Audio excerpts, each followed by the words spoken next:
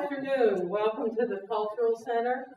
This afternoon, we're pleased to present some of the stories about athletes and cheerleaders of the high school athletic league that existed between 1932 and 1958, during a time when segregation was the norm. About a year ago, a committee that's sitting here, and there were several others on the committee, got together with a vision of preserving and honoring and sharing the legacy of these athletes and cheerleaders who played in the high school sports between 1932 and 1958 in the E41 Region 3 High School Athletic League, essentially the South Central Kentucky region. These people that are in front of me gathered oral histories from those who lived the experience. And it's the result of their oral histories that are in Voices of the Segregated Past, the book that was done that's a result of their work. There are 2 available to review, and a limited number available for a $5 donation per book. And there's a list if we run out, so people can make a purchase or sign up for one if you don't get one today. Keep in mind, the printing of this book was funded by the Kentucky Humanities and the National Endowment for the Humanities. Therefore, the cost will vary with subsequent printings. Again, we're pleased to be able to provide this opportunity to meet the history makers, the players, the cheerleaders, and the committee that saw the historical significance to this region of Kentucky. And I'm going to turn it over to Alonzo Webb, who was one of these visionaries who helped to put this book together. Thank you, Jerry. My name is Alonzo Webb. My name is Alonzo Webb. I'd like to just welcome all of you all here. Glad to see everyone here. Glad that the rain held off the last time we had a session. It was raining. I'm glad to see everybody out. At this time, I'd like to publicly thank Sherry for doing a wonderful job here, supporting us, display, and not only that, but just throughout the many years I've worked with Sherry, helping with a lot of projects, and her and her staff has been wonderful, and I thank her for her support. Glad to see Bill Goodman here, manages, and hopefully we will have some living players and cheerleaders here coming later. I have a sister here from Alabama. She's coming, and Betty Webb, so we're hoping that we'll have some living players and cheerleaders here for you all to be. We will dialogue within our session from 1 to 3. If any questions you all have or whatever, so I say I appreciate you all for your presence here. And I'm going to turn it over to Ricky, because he also a chairperson. Well, I didn't know you was going to turn it over to me. First, I'd like to echo what Alonzo has said about the Culture Center and Sherry and her staff. Had it not been for them, we probably couldn't have put this product together. They were very instrumental in making sure that it got printed and compiled in a way, in a professional manner that was acceptable to everyone. So, again, we want to thank you for your hard work and dedication and having us with this. This project started about a year ago. Alonzo and I discussed it. He brought the idea to me, and together we formed a committee consisting of Wathetta, Buford, Charles Hunter, Floyd Bridges, Don Alford, Jim Stockton, Clarence Glover, and I may be missing someone. Is that Dr. Harden. Dr. John Harden. Dr. John Harden, who is a emeritus retired professor from West Kentucky University, was responsible for putting the forward together for this document and did an outstanding job. He was here at the last interview that we did here. He wasn't able to make it today, but we also want to extend thanks to him as well. And I repeated this last time. In putting a product like this together, you have to have someone that is going to make sure that it gets compiled and written in a manner that is acceptable to the public. So we want to thank Jim Stockton, who is a member of our committee. Jim was very instrumental in taking the oral interviews and all of that and putting it together and putting it in book form. So he did a great job of that. Of course, he lives in Maryland and is unable to be with us today, but we want to extend thanks to him for making the product a reality as well. And I guess I'll pass it along to someone else who wants to make comments. Wathetta. Okay. Well, good afternoon. I was a part of this committee. I was asked by Rick to join this committee. I am from a basketball family. My cousin was one of the coaches, directors in the E41 League, and his son played in that league. And I was very interested in the project because I love history. And I wanted to find out more about the E41, which I've never heard of. It was very interesting. Ended up being, which Rick had asked me to be the secretary for the project. So I was the secretary for the project, which meant I had to take minutes for the meeting. She had to keep peace. Among other things. But I also did some oral histories for the cheerleaders and things like that.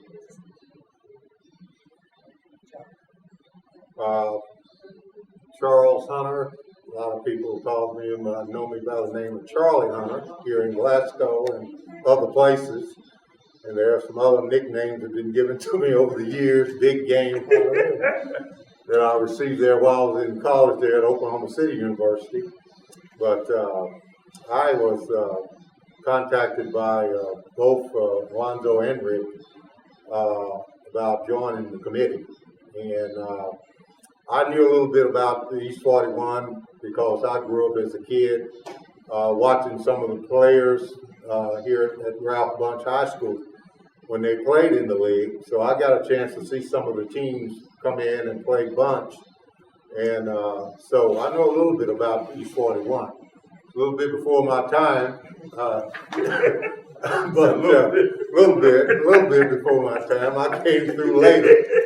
But I always enjoyed watching them play, and a lot of the players at Bunche that I idolized and wanted to be like them instead of, I didn't know anything about Mike at the time, which I'm talking about Michael Jordan.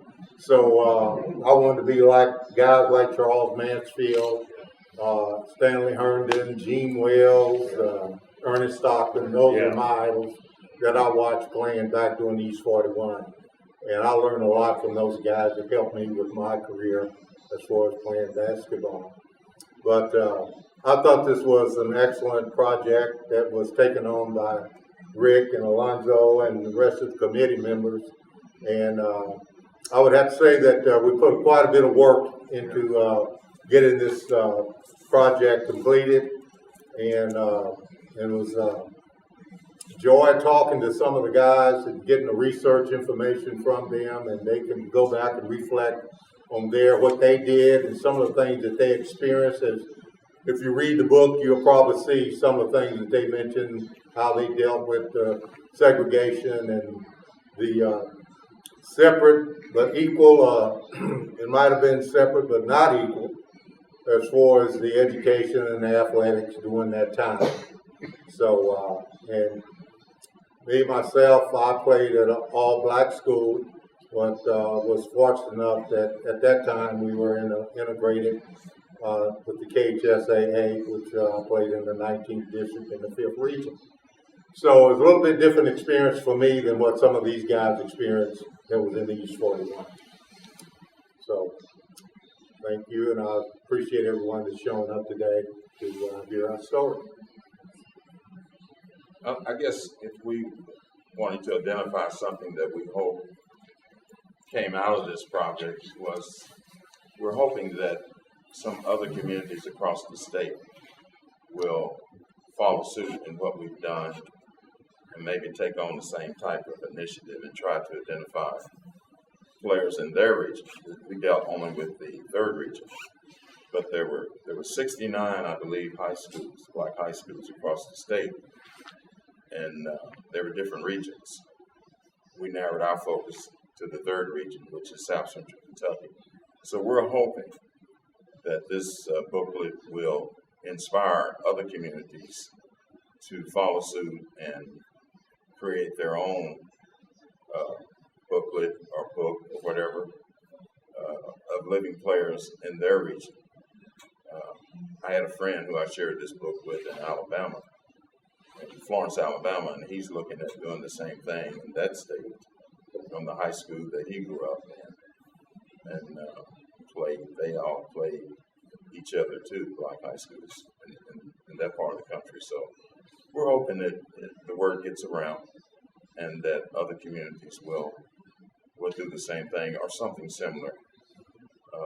And I guess if I had to identify some things that we probably wish we would have considered even further was to identify some of the administrators in the school systems back then, referees, and others that played a role in making an opportunity of these guys that couldn't, and cheerleaders that didn't have a lot of opportunities back then. So we're hoping some of those positions also get recognized. But when you're doing something for the first time, you tend to omit things that you wish you had gone back and included for learning experience, and we feel like it was a product that is being well received by the public. And again, appreciate you being here today. Thank you for your attendance.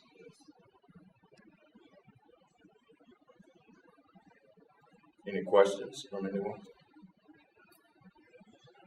Yes. Did you feel long-term effects? So how did you feel going forward, what you had experienced? How do you feel like it affected you moving forward with your lives? Like, did you feel like there were any residual effects from the treatments you received? Do you feel like it was residual, lingering kind of feelings of effects as you went forward with your lives? Or were you able to move beyond it? Well, as far as my experience, I guess I probably dealt with some of the things that maybe some of these guys might have dealt with. I remember playing in the district tournament at Park City, and I think they had a black dog, and they hung Charlie Hunter that night. And I think I might have scored about 40 points. That might have encouraged me to play a little bit. You know, since they wanted to hang me, I was going to hang something on them. So, but being young during that time, I guess it really didn't affect you as much as it would have later on in life, because you learned a lot more about segregation. And growing up here in Glasgow, I mean, we just really didn't think a lot about, I mean, we had our own restaurants and things like that, and it just really didn't, I'm speaking personally, just really didn't bother me back then as it does today, because I know more about what the effects are and what the systematic, racism and things that was prevalent, and it has been for years in America. But until I got older and really to understand better how it really affected me, it really just didn't affect when I was younger. Okay. So as you became older, you saw it from a different lens. I saw it from a different perspective when I got older and began to learn a little bit about politics and things like that, and also just about life itself. And I guess another experience I had when I was living in Indianapolis, and I went to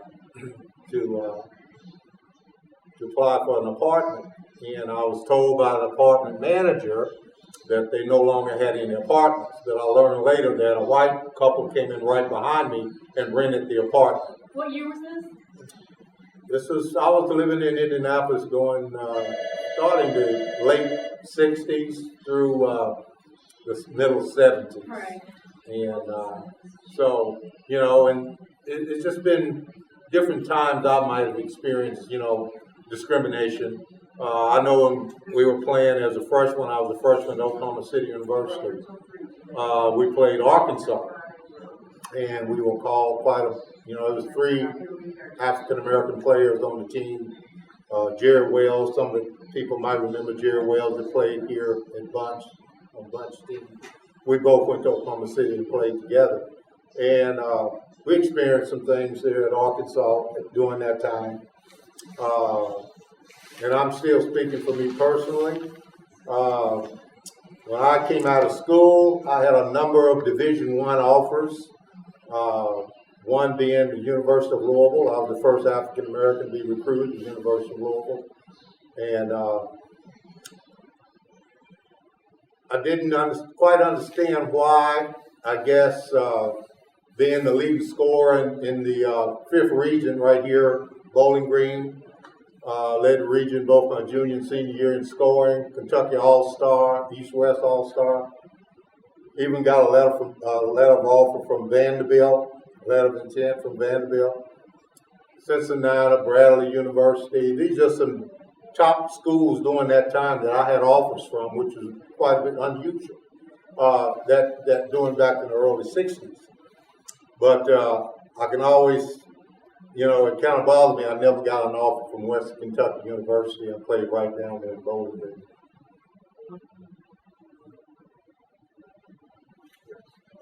Now, I'm from Horse Cave, Kentucky, and I'm Greg. I knew Clarence Glover. We were together from, we grew and everything.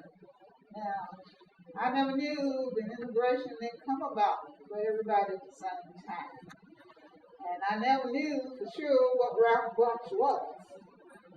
But I knew Verona, back in the day, never did play Bunch. And it seemed like Verona played the predominantly white students instead of a predominantly black student. Now, of course, we played around Club Run, Mormora, Montville, and then with some redneck places. I mean, Clarence and James and Allen and Ryan, when they went, name calling was a thing back in the days. Now, I don't know, Clarence Club was about the biggest thing that Verona can represent, like all white. Clarence done real good, and you talking about Western. Well, Western was a college, and black folks around, Montville, Horse Cave, K-City was not promoted to go to that school. You went to Kentucky State, predominant black school, Kentucky Western, Berea, small schools, black folks, small folks. Now, I know you all remember Duke Thomas. Now, he was the transport, he had a good ball team, and Globetrot. Now, I knew Clarence Howard Wilson.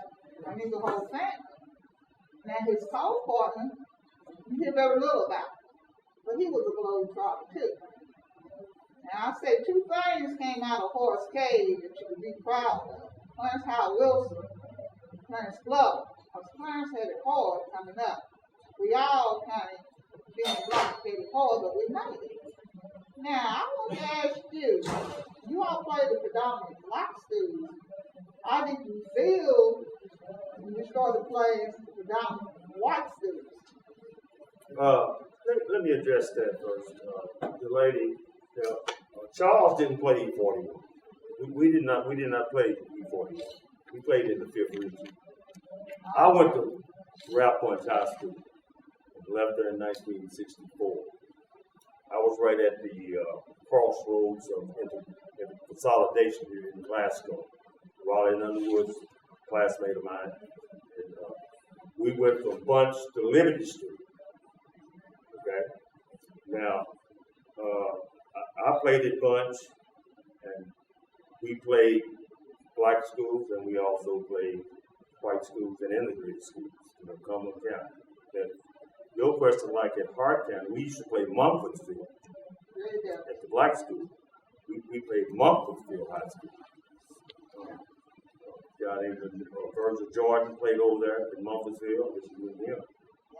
And we played High Street, schools like this, Global Central, the black schools. In 1964, I went to Liberty Street.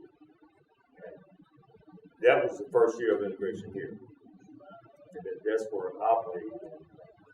As far as me personally, as far as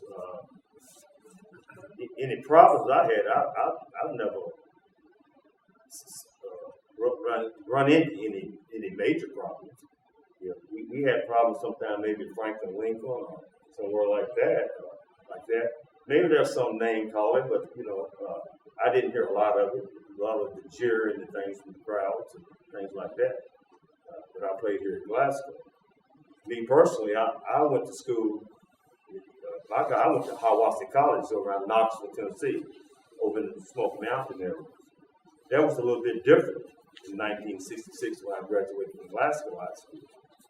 In Tennessee, Perry Wallace was at Vanderbilt, Nashville, and I was at Hiawassee.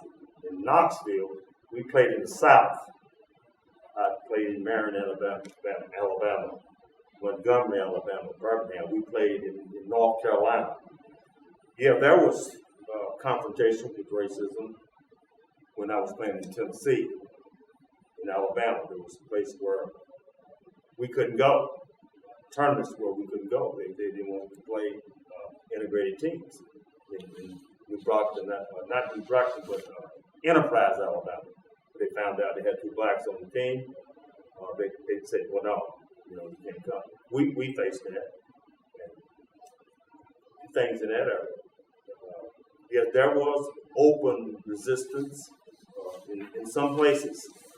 In the Deep South, I played, Perry Wallace and he has a book out. And he played at Vanderbilt. It was a little bit different playing in the South compared to here playing in Montgomery, Alabama. So that was my experience in the college days. Because I was the first black athlete with a guy named Johnny Swan out of Rockwood, Tennessee. We was 2 blacks. And there were many teams in the state of Tennessee that had integrated teams. Vanderbilt had 2, Hiawassee had 2, I think East Tennessee State maybe had 2, and we played in the South. So I think Charles, he was in Oklahoma, they played in some southern schools.